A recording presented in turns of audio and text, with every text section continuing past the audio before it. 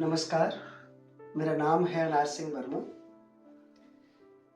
मित्रों, जिन्होंने अपना पूरा जीवन हिंदी की सेवा के लिए अर्पित कर दिया, जिन्होंने अपना पूरा जीवन कविता के लिए अर्पित कर दिया, जिन्होंने अपना पूरा जीवन शब्दों की साधना में लगा दिया, आज हम हिंदी साहित्य की महान लेखिका, महान कवित्री महियसी महादेवी वर्मा के बारे में बातचीत करने जा रहे हैं। महियसी महादेवी वर्मा हिंदी साहित्य की महादेवी है। महादेवी वर्मा के बारे में महाकवि निराला ने लिखा है कि हिंदी के विशाल मंदिर की बीड़ा पाड़ी, हिंदी के विशाल मंदिर की बीड़ा पाड़ी, स्फूर्त चेतना रचना की प्रतिमा कल्याणी, स्फूर्त चेतना रचना की प्रतिमा कल्याणी। हिंदी संसार में अपनी कलम का जादू बिखेरने वाली महादेवी वर्मा का जन्म 26 मार्च 1907 को उत्तर प्रदेश के फर्रुखाबाद में हुआ था। महादेवी वर्मा के पिता श्री गोविंद प्रसाद वर्मा एक कॉलेज में प्राध्यापक थे और उनकी मां श्रीमती हेमरानी देवी कुशल गृहिणी थी। गोविंद प्रसाद वर्मा के परिवार में 7 पीढ़ियों के बाद किसी कन्या का, किसी देवी का जन्म होता है और यह अपने में एक ऐतिहासिक घटना थी। महादेवी के जन्म से पूरा परिवार बहुत खुश था।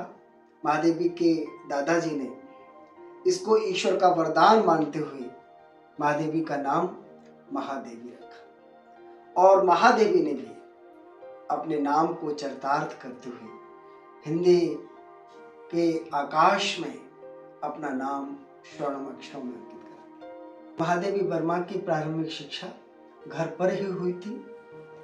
महादेवी को हिंदी साहित्य के साथ साथ संगीत और चित्रकला में भी समान रूप से रुचि थी।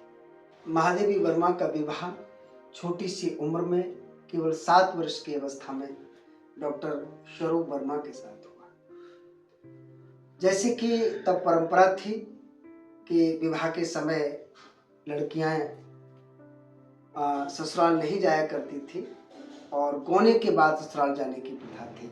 तो महादेवी भी जब उनका विवाह हुआ तो वह ससुराल नहीं गई, अपने घर पर ही रही और फिर 17 वर्ष की उम्र में वह एक बार ससुराल गई और ससुराल से वापस आकर फिर वह कभी ससुराल नहीं गई और उन्होंने अपना पूरा जीवन हिंदी की साधिका के रूप में व्यतीत किया। विवाह के बाद भी महादेवी वर्मा ने अपनी पढ़ाई को जारी रखा। मैट्रिक की परीक्षा में पूरे प्रांत में उन्होंने प्रथम स्थान प्राप्त किया।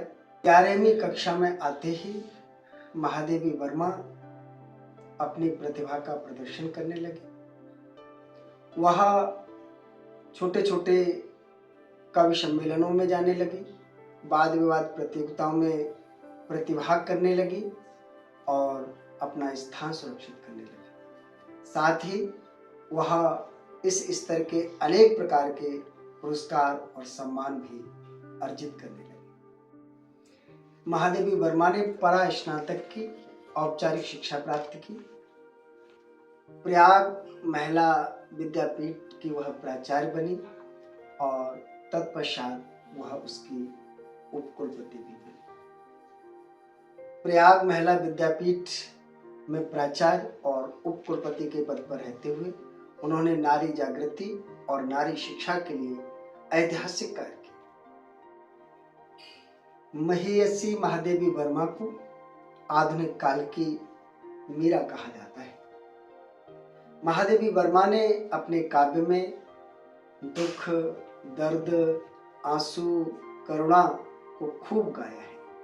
उन्होंने गाया है, मैं नीर भरी दुख की बदली, इस स्पंदन में चिर निस्पंद बसा, क्रंदन में आहत विश्व हंसा, नयनों में दीपक से जलते, पलकों में निर्झरणी मचली, मैं नीर भरी दुख की बदली। मेरा पग पग संगीत भरा, श्वासों से स्वप्न पराग झरा, नभ के नभ रंग बुनते दुकूल, छाया में मलय बयार पली, मैं नीर भरी दुख की बदली। मैं क्षितिज भ्रकुट पर घिर धूमिल, चिंता का भार बनी अविरल। रज कण पर जल कण हो बरसी, नभ जीवन अंकुर बन निकली, मैं नीर भरी दुख की बदली। पथ को न मलिन करता आना, पद चिन्ह न दे जाता जाना। सुध मेरे आगम की जग में, सुख की सिहरन हो अंत खिली, मैं नीर भरी दुख की बदली। विस्तृत नभ का कोई कोना, मेरा न कभी अपना होना। परिचय इतना इतिहास यही, उमड़ी कल थी मिट आज चली, मैं नीर भरी दुख की बदली। महादेवी वर्मा ने हिंदी साहित्य की अभूतपूर्व सेवा की है। उन्होंने अपनी कृतियों से हिंदी साहित्य को खूब सजाया है, संवारा है। एक बहुत ही सुंदर और लंबी सूची है महादेवी वर्मा की कृतियों की। कुछ कृतियां इस प्रकार हैं: अतीत के चलचित्र, श्रृंखला की कड़ियां, स्मृति की रेखाएं, पथ के साथी, क्षणदा, साहित्यकार की आस्था तथा अन्य निबंध, संकल्पिता, मेरा परिवार, संभाषण, चिंतन के क्षण। ये विपुल गद्य साहित्य महादेवी वर्मा ने हिंदी साहित्य जगत को सौंपा है। इसके साथ ही कविता की कृतियां भी इस प्रकार हैं: निहार, रश्मि, नीरजा, सांध्य गीत, दीप शिखा, प्रथम आयाम, अग्नि रेखा, यात्रा। ये उनके कविता संग्रह हैं। उन्होंने अपने साहित्यिक कृतियों में करुणा, मानवता, आंसू, दुख, जीवों और प्रकृति के प्रति अपना असीम प्रेम बखूबी प्रदर्शित किया है, उल्लेखित किया है।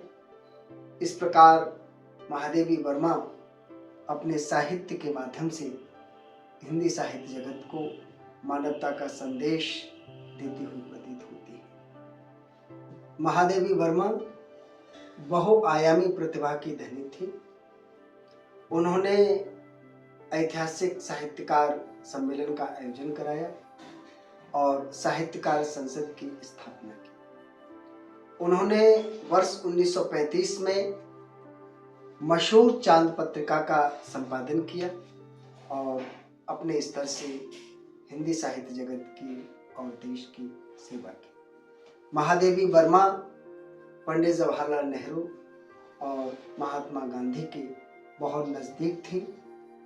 उनसे प्रायः मिलना जुलना रहता था और मार्गदर्शन प्राप्त करती रहती थी। दोनों महापुरुषों का महादेवी वर्मा पर अनन्य प्रेम बरसता था। महादेवी वर्मा को उनकी हिंदी साहित्य की सेवा के लिए अनेक पुरस्कारों और अनेक सम्मानों से सम्मानित किया गया। उत्तर प्रदेश हिंदी संस्थान के विशिष्ट साहित्य सम्मान से उनको सम्मानित किया गया। भारत भारती सम्मान से सम्मानित किया गया और 1982 में उन्हें भारत के प्रतिष्ठित भारतीय ज्ञानपीठ पुरस्कार से भी सम्मानित किया गया।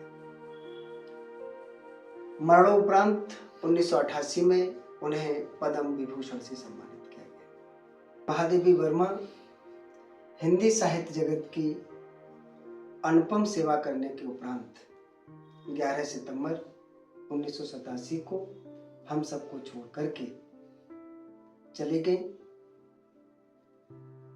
महादेवी वर्मा को हिंदी साहित्य परिवार हमेशा याद रखेगा, उनसे प्रेरणा लेता रहेगा और समय समय पर उनको स्मरण करता रहेगा। महादेवी वर्मा को उन्हीं की पंक्तियों से याद करते हैं कि तोड़ दो यह क्षितिज मैं भी देख लूं उस ओर क्या है, जा रहे जिस पंथ से युग कल्प उसका छोर क्या है, क्यों मुझे प्राचीर बनकर आज मेरे श्वास घेरे, फिर विकल है प्राण मेरे, फिर विकल है